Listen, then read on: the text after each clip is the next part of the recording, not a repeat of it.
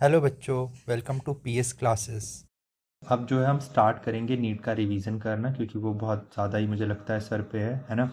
तो हम एक एक का रिवीजन करेंगे। This video is for class 12 medical के एस्पेरेंट्स जो हैं उनके लिए है। तो मैं यहाँ पे ना बस फास्ट एक्सप्लेनेशंस आपको दे दूंगा, ताकि ना आपको फास्ट रिवीजन हो जाए, ठीक है ना। तो सबसे पहले हम स्टार्ट करेंगे किससे। सबसे पहले तो देखो, हमारा जो पूरा चैप्टर स्टार्ट होता है वो होता है एरर एनालिसिस एंड ऑल से। तो मैं बेसिक डेफिनेशंस नहीं कवर करूँगा, जैसे कि आपका एस आई सिस्टम क्या है, MKS FPS CGS क्या है, ठीक है। तो बाकी चीज़ें, ये सारी चीज़ें मैं नहीं बता रहा हूँ। मैं सीधा आपका जहाँ से क्वेश्चंस बन सकते हैं मैं वहाँ से स्टार्ट कर रहा हूँ। मैं आपके ऊपर ये चीज़ छोड़ रहा हूँ कि आप जो है ये डायमेंशन सबके याद कर लें। जैसे कि आपको याद करना होगा डायमेंशंस किसका, एरिया का, वॉल्यूम का, है ना, density, strain, moment of inertia, ठीक है। जैसे प्रिंसिपल ऑफ होमोजेनिटी पढ़ना है आपको, तो ये सारी चीज़ें आपके ऊपर मैं अभी छोड़ रहा हूँ, ठीक है। तो हम सीधा स्टार्ट करते हैं कहाँ से, सिग्निफिकेंट फिगर्स से, ठीक है। तो स्टार्ट करते हैं सिग्निफिकेंट फिगर।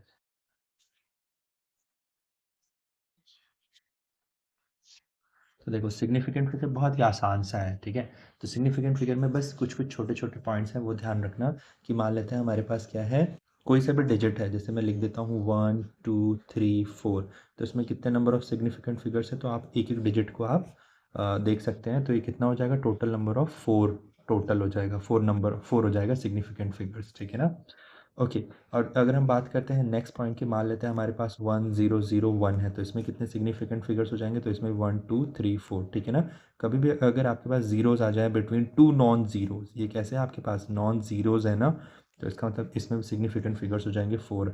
अब बात करते हैं नेक्स्ट की। तो नेक्स्ट में मान लेते हैं अगर हमारे पास कुछ ऐसा आ जाए 1 2 3 और 4, और यहाँ पे 2 जीरो और आ जाए, तो इसमें कितने सिग्निफिकेंट फिगर्स होंगे। तो ध्यान से देखो, इसमें ये वाले जो है हमारे फिगर्स में काउंट किए जाएंगे, and this will not be counted in the significant figures. तो इसमें भी आंसर कितना हो जाएगा, 4 हो जाएगा। वही अगर मैं बात करता हूँ नेक्स्ट पार्ट की, नेक्स्ट पार्ट में समझ लो कि किसी ने ऐसा दे दिया है 0.0123, ऐसे करके किसी ने दे रखा है, ठीक है ना। मान लेते हैं यहाँ पे 5 भी दे दिया। तो इसमें जो नंबर ऑफ सिग्निफिकेंट फिगर्स अगर मुझे बताना है, तो ये होगा हमारे पास कितना, 4। देखिए ना, यहाँ पे लास्ट में कितना बच रहा है हमारे पास, केवल 4 बच रहा है, नहीं बच रहा है, ठीक है ना। और ये वाला ज़ीरो जो है ये नॉट काउंटेड होंगे, ठीक है ना, नॉट काउंटेड, ठीक है। तो ये होगा हमारे पास जो बेसिक कंसेप्ट हैं, ठीक है। अब इस टाइप के जो मान लेते हैं, कोई मेरे पास अगर ऐसा कोई डिजिट है 1 2 3 4 करके ऐसे लिखा हुआ है ना, और उसके बाद में मान लेते हैं बहुत सारे ज़ीरोज़ हैं, तो आप उसको 1 2 3 4 इंटू 10⁻³ लिखते हो, ठीक है ना। और ये नंबर ऑफ सिग्निफिकेंट फिगर्स हो जाएंगे, और ये वो हो जाएंगे जो सिग्निफिकेंट नहीं है, ठीक है। सबको आई गेस ये बात समझ में आ गई होगी, ठीक है बच्चों। तो अब हम करेंगे नेक्स्ट कुछ और चीज़ें जो हैं, ठीक है। जैसे कि इसमें राउंडिंग ऑफ का भी कंसेप्ट आता है। तो राउंडिंग ऑफ अगर मैं आपसे बोलूँ, देखिए राउंडिंग ऑफ क्या होता है। मान लेता हूँ मेरे पास एक डिजिट है जैसे 1.575, ठीक है। तो ये थोड़ा ज़्यादा वैसा हो गया, इसके ऊपर हम बाद में आएंगे, थोड़ा इजी सा सोचते हैं। सपोज़ करो मेरे पास 1.18 है। तो अगर मैं इसे राउंड ऑफ करूँगा ना, तो ये मेरे पास देखिए ये डिजिट क्या है, 5 से ज़्यादा है, तो मैं सीधा इसको 1.2 लिख दूंगा, ठीक है। और वही अगर मेरे पास ये डिजिट मान लेते हैं कुछ ऐसा होता है, कितना, 1.13, तो ये मेरे पास कितना हो जाता है, 1.1 ही हो जाता है। तो बेसिकली आप समझ सकते हो 0.1 को आपको कट ऑफ लेके काम करना है, ठीक है। अब सपोज करो मेरे पास कुछ ऐसा सा डिजिट आ जाए 1.33, ठीक है।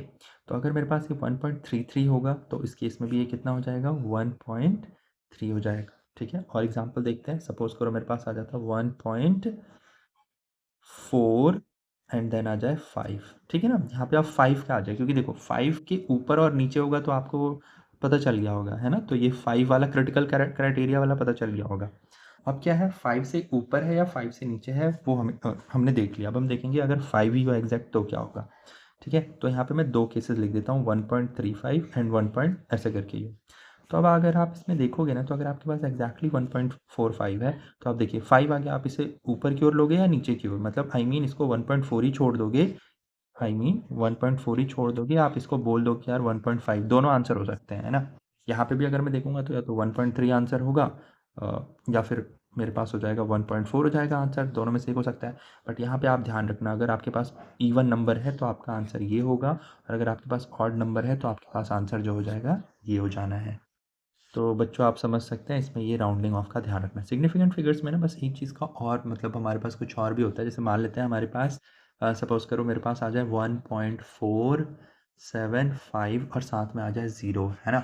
तो इसमें क्या है ना, अगर आपके पास मान लेते हैं ऐसा कुछ टर्म आ जाएगा तो पॉइंट के बाद वाले 0 को भी आपको कंसिडर करना पड़ेगा। तो टोटल नंबर ऑफ फिगर्स हो जाएंगे 5 सिग्निफिकेंट फिगर्स हो जाएंगे, ठीक है? इस बात का आपको ध्यान रखना है। तो ये बहुत सिंपल सा है, छोटा-छोटा सा जो मैंने आप लोगों को बता दिया है ना। अब इसके ऊपर सबसे ज़्यादा आता है क्या, ऑपरेशंस आता है ना। ऑपरेशंस ऑफ सिग्निफिकेंट फिगर्स, ठीक है ना।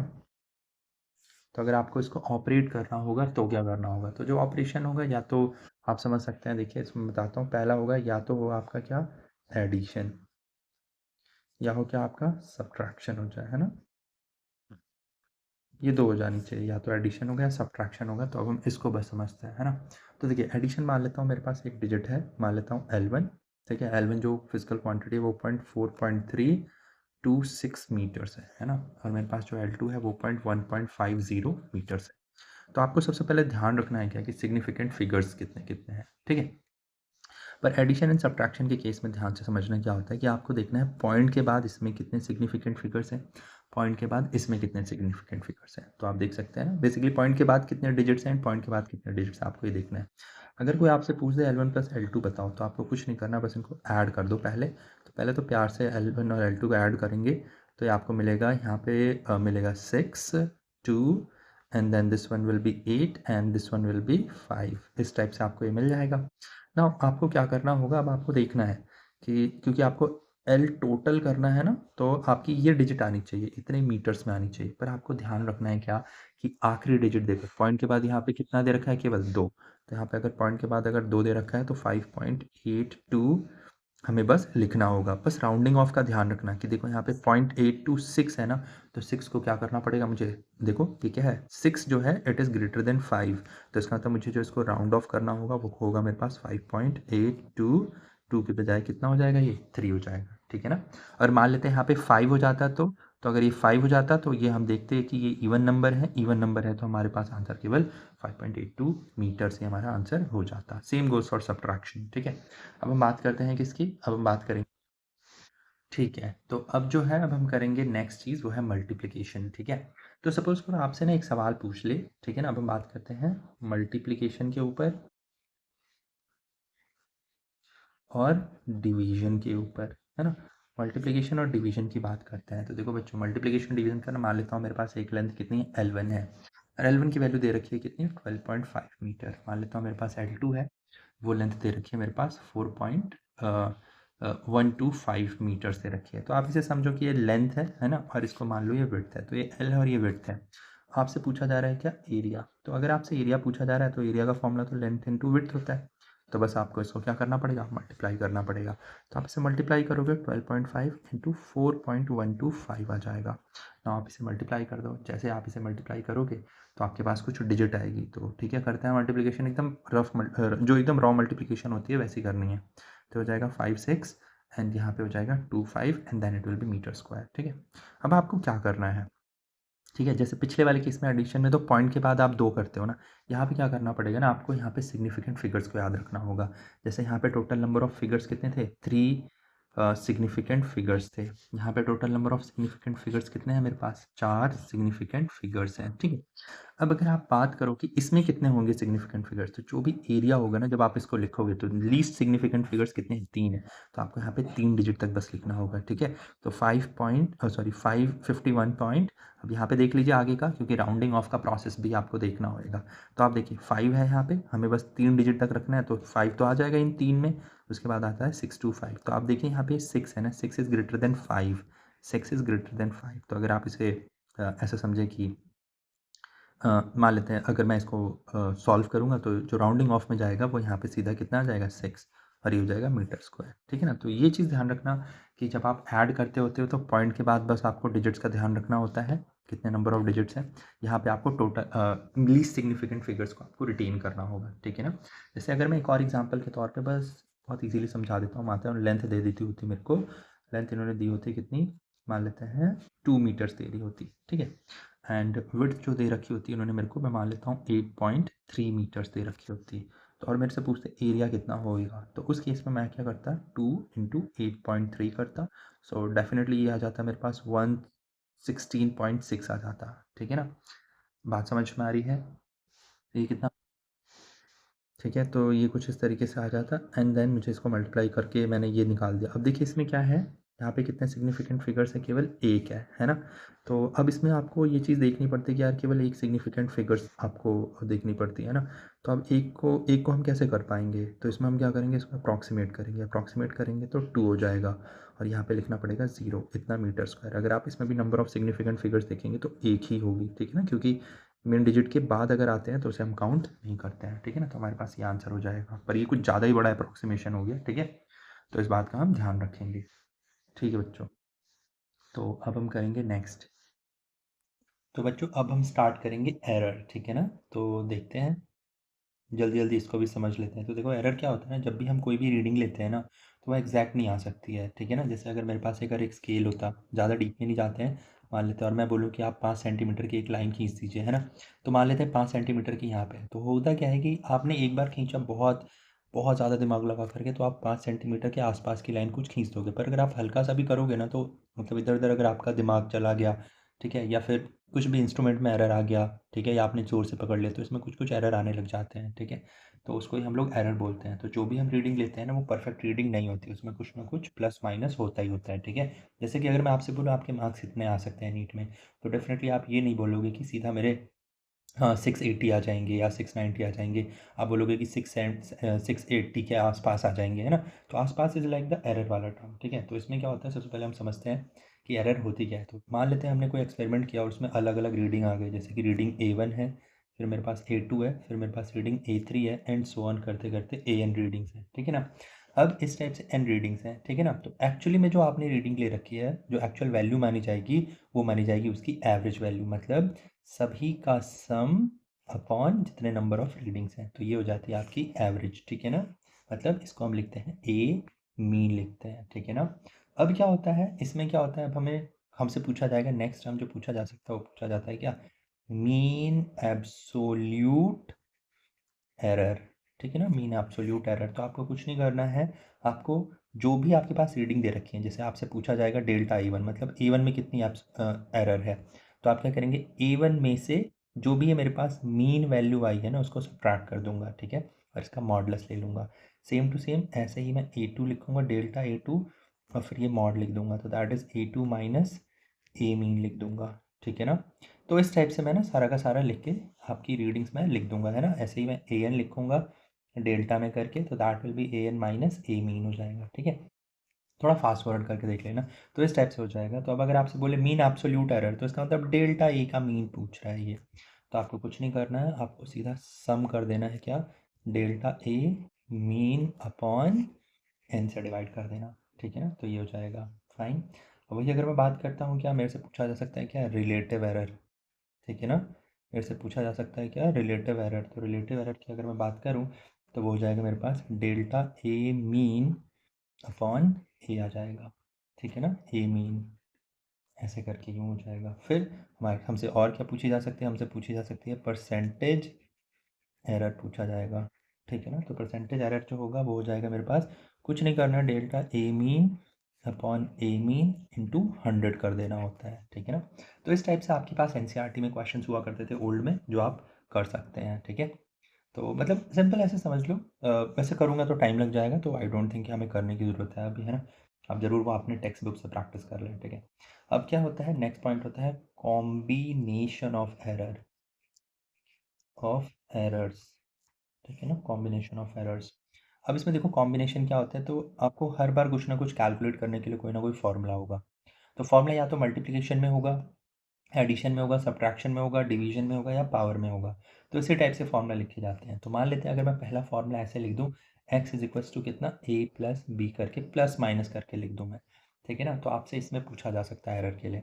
तो इसके लिए जो अगर मैं बोलूँ क्या कि जो एरर होगा, ठीक है ना, देखो ध्यान से समझना, इस टाइप से कोई फॉर्मूला है, मान लेते हैं मेरे पास क्वांटिटी ए होगी, तो ए जो अगर मुझे लिखना होगा ना, अगर मुझे एक्चुअली ए लिखना है, तो वो हो जाता है मेरे पास ए प्लस माइनस डेल्टा ए के इक्वल लिखा जाता है। ठीक है ना, ये इसकी वैल्यू हो जाएगी जो भी मॉड होगा, और यहाँ पे प्लस माइनस करके लिखा जाएगा। ऐसे ही जो बी भी होगा ना, वो भी mod of B plus minus delta A करके आपका डेल्टा बी करके लिखा जाएगा, ठीक है ना। तो इस टाइप से ना आपका पूरा का पूरा लिखा जाता है। इसका मतलब जो एक्स भी होगा वो भी एक्स प्लस डेल्टा एक्स करके लिखा जाएगा। तो अगर वो एक्स प्लस डेल्टा एक्स करके लिखा जा रहा है, तो अब आप सीधा फॉर्मूले में वैल्यू पुट कर दो, तो एक्स प्लस डेल्टा एक्स हो जाएगा इधर, यहाँ पे ए प्लस डेल्टा ए हो जाएगा, प्लस माइनस ऐसे ही यहाँ पे जो भी फॉर्मूला होगा उसके हिसाब से आप लिख दोगे। मैं प्लस मान के काम कर रहा हूँ, तो यहाँ पे हो जाएगा बी प्लस डेल्टा बी। यहाँ पे डेल्टा एक्स की जो वैल्यू हो जाएगी वो हो जाएगी delta A plus delta B हो जाएगी, ठीक है ना। तो ये हो जाएगा मेरे पास, ठीक है। और वही अगर माइनस होता फॉर्मूले में, तो यहाँ पे मैं माइनस लगा देता। तो प्लस माइनस के लिए तो ये फॉर्मूला रहेगा। वही अगर मैं बात करता हूँ दूसरे पार्ट के लिए, तो दूसरे पार्ट में क्या है मेरे पास, अगर मैं बात करूँ एक्स मान लेता हूँ, मेरे पास दे रखा है ए इंटू बी, प्रोडक्ट में दे रखा है ना। तो प्रोडक्ट में दे रखा है, तो इसका बेस्ट तरीका तो जो मुझे समझ में आता है कि जो भी चीज़ें आपको ऐसे दे रखी हैं प्रोडक्ट में, है ना। वैसे तो मैं कहूँगा पावर वाला सीख लो, वो भी आपका काम करेगा, बट यहाँ पे समझो कोई भी चीज़ प्रोडक्ट में दे रखी है, मान लेता हूँ सी भी दे रखा है, तो आपसे पूछा जाएगा डेल्टा एक्स अपॉन एक्स कितना होगा। तो आप सीधा लिखेंगे डेल्टा ए अपॉन ए रहेगा, और यहाँ पे डेल्टा बी अपॉन बी रहेगा, और यहाँ पे रहेगा डेल्टा सी अपॉन सी रह जाएगा, ठीक है ना। तो इस तरीके से जो है आपका माना जाएगा, ठीक है। तो आप आई गेस ये समझ गए होंगे, है ना, किस तरीके से हमको लिखना होएगा।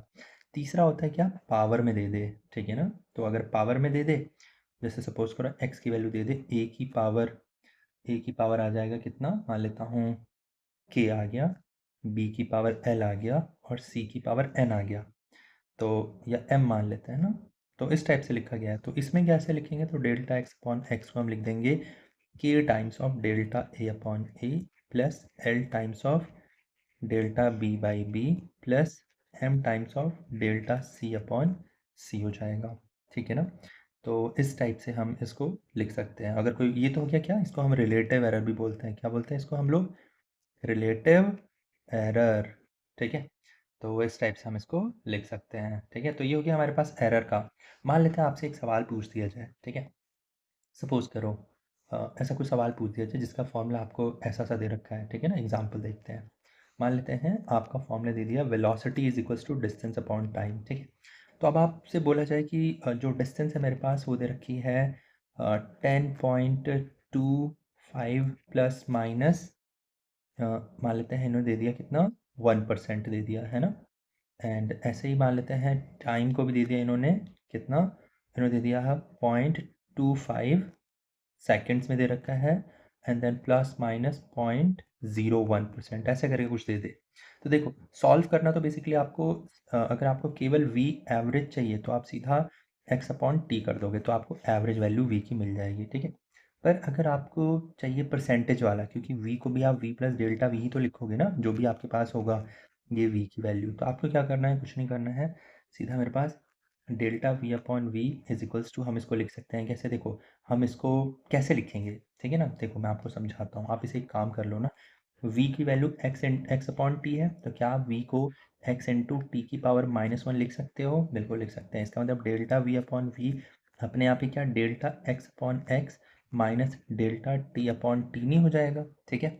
अब ध्यान से समझना, कभी भी अगर यहाँ पे माइनस होता है तो एरर में हमेशा पॉजिटिव लिया जाता है, बिकॉज एरर ऑलवेज इंक्रीजेज, हमेशा एरर जो होता है ना वो बढ़ता ही रहता है, ठीक है। तो इसका मतलब आपको बस ये फॉर्मूला लगा देना है एंड आंसर आपके पास आ जाएगा, ठीक है। तो इस टाइप से आपको कर लेना है एरर की प्रैक्टिस, ठीक है।